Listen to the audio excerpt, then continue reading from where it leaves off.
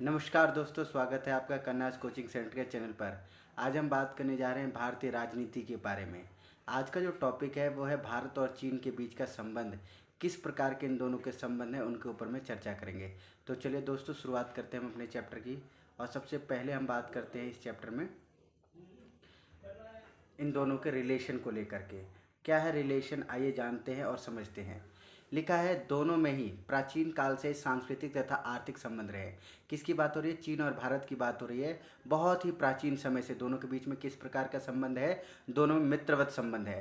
भारत में बौद्ध धर्म का प्रचार चीन की भूमि पर हुआ। भारत के अंदर में जो बौद्ध धर्म का प्रचार हुआ था वो चीन की भूमि पर हुआ था। और चीन के लोगों ने प्राचीन काल से ही बौद्ध धर्म की शिक्षा ग्रहण करने के लिए भारत के विश्वविद्यालयों जैसे कि नालंदा विश्वविद्यालय और तक्षशिला विश्वविद्यालय को चुना, क्योंकि उस समय संसार में अपने तरह की यह दो विश्वविद्यालय ही दुनिया में महत्वपूर्ण शिक्षा के केंद्र थे।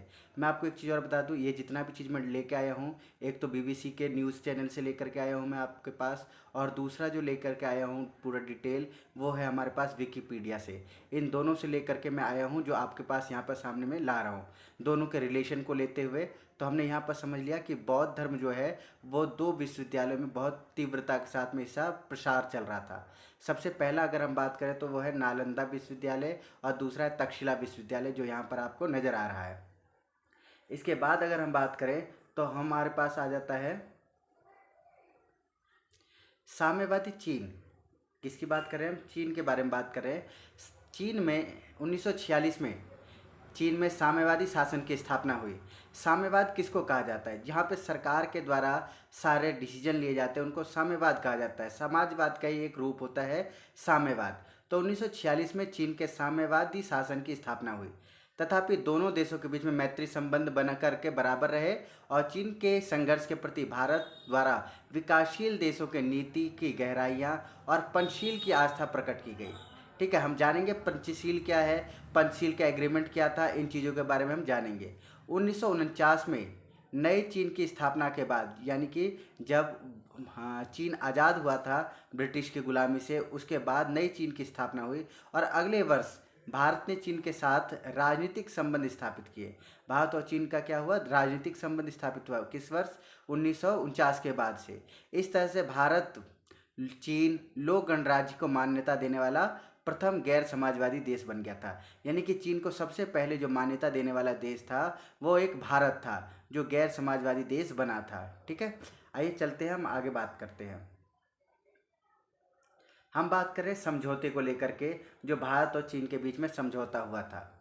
वर्ष 1954 की बात है। जून के महीने में चीन, भारत और म्यांमार द्वारा शांतिपूर्ण सहअस्तित्व के 5 सिद्धांत यानी कि पंचशील प्रवर्तित किया गया था। जो सिद्धांत हुआ था इसमें पंचशील नाम क्यों दिया गया? इसके ऊपर में 3 देशों की बात करते हैं। पहला तो भारत हो गया, चीन हो गया और म्यांमार हो गया। हम यहाँ पर देख सकते हैं इनके बारे में।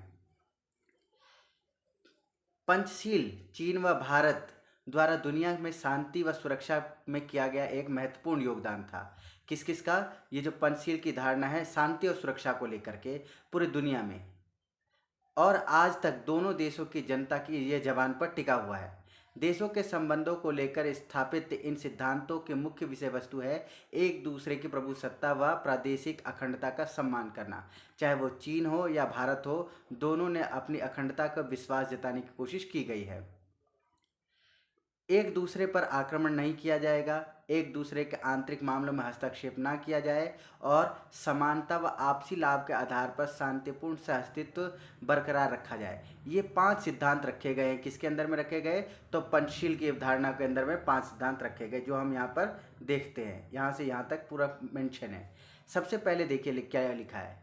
लिखा है कि एक दूसरे की प्रभुसत्ता व प्रादेशिक अखंडता का सम्मान किया जाएगा।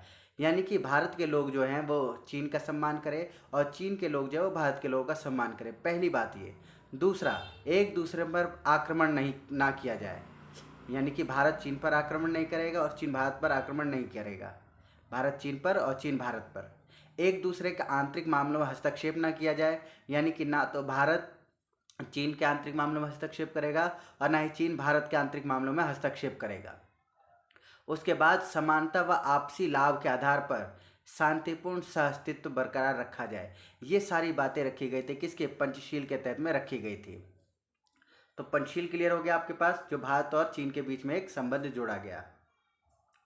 इसके बाद बात करते हैं कि भारत और चीन के बीच में आखिर संघर्ष किस बात को लेकर के है, क्यों भारत और चीन के बीच आपसी संघर्ष बने हुए हैं। तो उनके पीछे कुछ जमीनी विवाद, कुछ सीमा विवाद है, जिनको लेकर के हम यहाँ पर चर्चा करते हैं। देखिए, समझते हैं। चीन ने मैत्री संबंधों के ताक रख दिया। कब? वर्ष 1962 में। यानी कि पहले तो मित्रवत था, भारत उसका पूर्ण समर्थन करता था। आज़ाद होने के बाद भारत उन सभी देशों का सम्मान करता है जो नवनिर्मित हुए थे, नव निर्माण के आधार पर चल रहे थे, शुरुआत में ही आज़ाद हुए थे। उनके साथ साथ में, भारत के साथ में, उन सब के विकास की कामना भारत करता था। वर्ष 1962 में भारत पर आक्रमण कर दिया चीन ने, और भारत की बहुत सारी भूमि पर कब्जा करते हुए 21 नवंबर 1962 को एक पक्ष युद्ध विराम की घोषणा कर दी। किसने? चीन ने। उस समय से दोनों देशों के बीच में आज तक संबंध नहीं हो पाए हैं। क्या मसला था जिसको लेकर के 1962 में, 1962 में चीन ने भारत पर आक्रमण किया था? उन सभी टॉपिक के बारे में आज हम डिस्कस करेंगे, इन चीज़ों को हम यहाँ पर समझेंगे। तो चलिए बात करते हैं और आगे और उन केसों को समझने की कोशिश करते हैं कि ऐसा कौन सा रीज़न था। तो चीन के कब्जे में तिब्बत कैसे आया? बहुत बड़ा मसला है तिब्बत को लेकर के, जो आज आप यहाँ पर समझेंगे कि तिब्बत क्या है और तिब्बत को लेकर के भारत और चीन के मामले में किस प्रकार की बातें रखी गई है। आइए बात करते हैं हम। तो अगर हम बात करें तो मुख्यतः बौद्ध धर्म को मानने वाले लोगों के इस सुदूर इलाके में संसार की छत के नाम से जाना जाता है। जो तिब्बत है, जो आपको यहाँ नक्शे में नज़र आ रहा होगा, भारत फिर नेपाल और नेपाल के ऊपर आपको तिब्बत नज़र आ रहा है। असल में दुनिया में, पूरे संसार के अंदर में ये छत के नाम से जाना जाता है। चीन में तिब्बत का दर्जा एक स्वतः शासी क्षेत्र के तौर पर था। यानी कि जो तिब्बत है, तिब्बत क्या था? एक स्वतंत्र राज्य था और स्वतंत्र देश के ऊपर में यहाँ पर मान्यता क्षेत्र में दिया गया था। चीन का कहना है कि इस इलाके पर सदियों से उसकी संप्रभुता रही है। असल में सिर्फ चीन ही एक ऐसा नहीं है, बल्कि बहुत सारे देश हैं जो अपने आप को तिब्बत को अपने अंदर में शामिल करते हैं। इसके ऊपर बहुत सारे लोगों ने आक्रमण भी किए, बहुत सारे लोगों ने इनका अपने अंदर में भी रखा। उसी में से चीन भी है। चीन भी कहता है कि यह सदियों से उसकी संप्रभुता रही है, जबकि बहुत से तिब्बती लोग अपनी वफादारी अपने निर्वासित आध्यात्मिक नेता दलाई लामा के प्रति रखते हैं। देखिए, जो बौद्ध धर्म है, बौद्ध धर्म का प्रचारक अगर हम बात करें तो वो एक जिंदा ईश्वर की तुलना करते हैं, जिसको वो दलाई लामा के नाम से संज्ञा देते हैं, या दलाई लामा के नाम से ही वो उनके धार्मिक गुरु हैं, जो बौद्ध धर्म के, जो पूरे विश्व तक बौद्ध धर्म का प्रचार प्रसार करते हैं। वो एक स्वतंत्रता रूप से शासन के रूप में, या कहें कि हम शासक हुआ करते थे, जो तिब्बत के अंदर में अपना शासन चलाते थे, पूर्ण रूप से एकदम आज़ाद होकर के। ठीक है, आइए आगे हम बात करते हैं। ये तिब्बत आपको नज़र आ रहा होगा, यहाँ पर रिपब्लिक ऑफ चाइना पूरा नज़र आ रहा है, भारत नज़र आ रहा है, भारत के ऊपर नेपाल और नेपाल के ऊपर में तिब्बत। ये आपको दलाई लामा की तस्वीर नज़र आ रही है। ये हैं दलाई लामा, जो 14वें गुरु हैं बौद्ध धर्म के। आइए समझते हैं। दलाई लामा को उनके अनुयायी एक जीवित ईश्वर के तौर पर देखते थे। मैं अभी कुछ सेकंड पहले ही आपको बता चुका हूँ कि दलाई लामा जो हैं वो उनके ये अनुयायी, यानी जो लोग बौद्ध धर्म को मानते हैं, वे सभी दलाई लामा को एक जीवित ईश्वर के तौर पर देखते हैं। तो चीन उन्हें एक अलगाववादी खतरा मानता है। उनको लगता है कि भविष्य में जो दलाई लामा हैं या उनके अनुयायी हैं, वो किसी न किसी से अपने आप को अलगाव की बात कर सकते हैं। अगर हम बात करें तो वर्ष 1950 की है।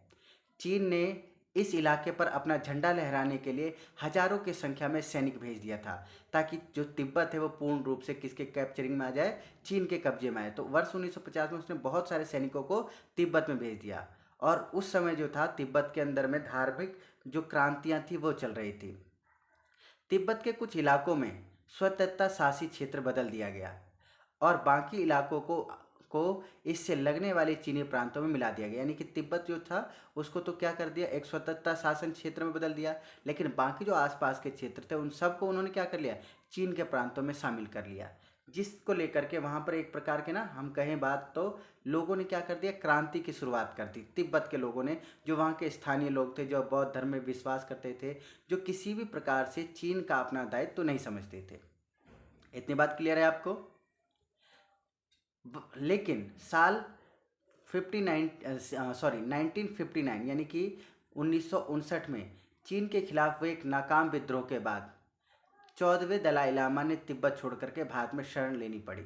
जो दलाई लामा थे, जिनकी तस्वीर अभी मैंने आपको दिखाई, वर्ष 1959 में उन्होंने क्या किया, भारत से शरण मांगी, क्योंकि उनका आंदोलन क्या होते काफ़ी विफल हो रहे थे।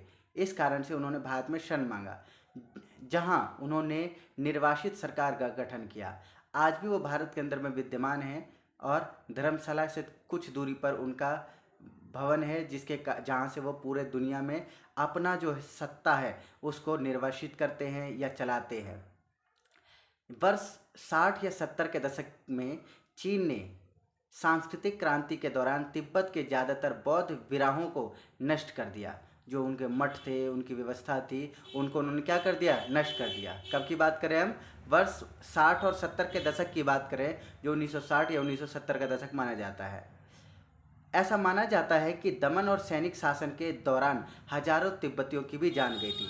जब दलाई लामा भारत आए थे तो उनके साथ में ना हजारों की संख्या में जो उनके अनुयायी थे वो भी भारत की तरफ शरणार्थी हुए थे, जो भारत के अलग अलग क्षेत्रों में शामिल हुए थे। अब बात करते हैं कि भारत और चीन के बीच में विवाद क्यों हुआ था, युद्ध की क्या स्थिति बनी थी, या जो हमने 1962 में देखा था उसके पीछे क्या कारण था। तो भारत चीन युद्ध, जो भारत की चीनी सीमा विवाद के रूप में भी जाना जाता है, चीन और भारत के बीच 1962 में हुआ था। विवादित हिमालय सीमा युद्ध के लिए यह मुख्य बहाना था, लेकिन अन्य मुद्दों में भी भूमिका निभाई। चीन ने 1959 में तिब्बती विद्रोह के बाद जब भारत ने दलाई लामा को शरण दी, तो भारत चीन सीमा पर हिंसक घटनाएं और श्रृंखलाएं शुरू हो गई। देखिए क्या कहा गया। असल में 1962 में इन्हीं सब चीज़ को लेकर के भारत जो था, भारत या हम चीन कहें तो भारत और चीन आपस में टकरा गए थे। किसको लेकर के, तिब्बत के विद्रोह को लेकर के, क्योंकि भारत ने उनको शरण दिया और इस शरण से जो चीन था वो नाखुश हुआ। उनको लगा, चीन को ये लगा कि भारत जो है उनके आंतरिक मामले में दखल अंदाजी कर रहा है। इस कारणवश चीन ने भारत के ऊपर में वर्ष 1962 में हमला कर दिया। तो ये मकसद था किस चीज़ का, भारत और चीन के विवाद को लेकर के, जो एलएसी पर बना हुआ रहता है, मैकमोहन लाइन जो है, इन चीज़ों पर चलता रहता है। भारत जो है वो आपसी तौर पे दो रूपों से उसकी सेनाएं घिरी हुई रहती है, या हम बात करें कि दो क्षेत्रों से हमेशा चीन पाकिस्तान का भी साथ देता है हमारे साथ युद्ध के दौरान, और हमारे साथ भी उसका कई सारी झड़पें चलती रहती है। तो ये पूरा का पूरा मसला है जो भारत और चीन को लेकर के है। हमें उम्मीद है कि आपको ये पूरा का पूरा टॉपिक जो कंसेप्ट है ना वो समझ में आ गया होगा कि चीन का भारत के साथ में क्या रिलेशन है। बात इतनी ही नहीं है, भारत के समय समय पर प्रधानमंत्रियों ने कोशिश की कि उन दोनों के रिश्तों में थोड़ी सी सहयोग हो सके। बहुत सारे मसलों पर विवाद हुआ है, बहुत सारे मामलों पर अभी बातचीतें चल रही है, व्यापारिक मामला है, व्यापारिक स्तर पे भारत और चीन के बीच में काफ़ी योगदान चल रहा है। तो दोस्तों, आप बढ़िया से रहिए, टॉपिक को कवर करते रहिए, और हाँ, अगर चैनल को सब्सक्राइब नहीं किया तो चैनल को सब्सक्राइब भी कर डालिए, और अपने दोस्तों के साथ इसको ज़रूर शेयर कीजिए, क्योंकि ये चीन वाला जो मुद्दा है वो आपको बहुत बेहतरीन तरीके से क्लियर हो गया होगा। हर जगह पर भारत और चीन का संबंध है जो समझना होगा, खासकर ये इंटरनेशनल जो पॉलिटिक्स है उसको लेकर के है। ये 12th क्लास के स्टूडेंट, 11th क्लास के स्टूडेंट, या भारत के बाकी लोग जो हैं, जो छात्र हैं, जो किसी भी स्तर पर पढ़ाई कर रहे हैं, वो इस मामले को जान सकते हैं। चाहे वो 10वीं वाले बच्चे हो, कॉलेज के हो, या वो किसी सरकारी नौकरी की तैयारी कर रहे हैं, तो उनको सभी लोगों को ये वाला जो मुद्दा है, कौन सा, भारत और चीन का युद्ध, ये कवर हो गया होगा। Thank you so much.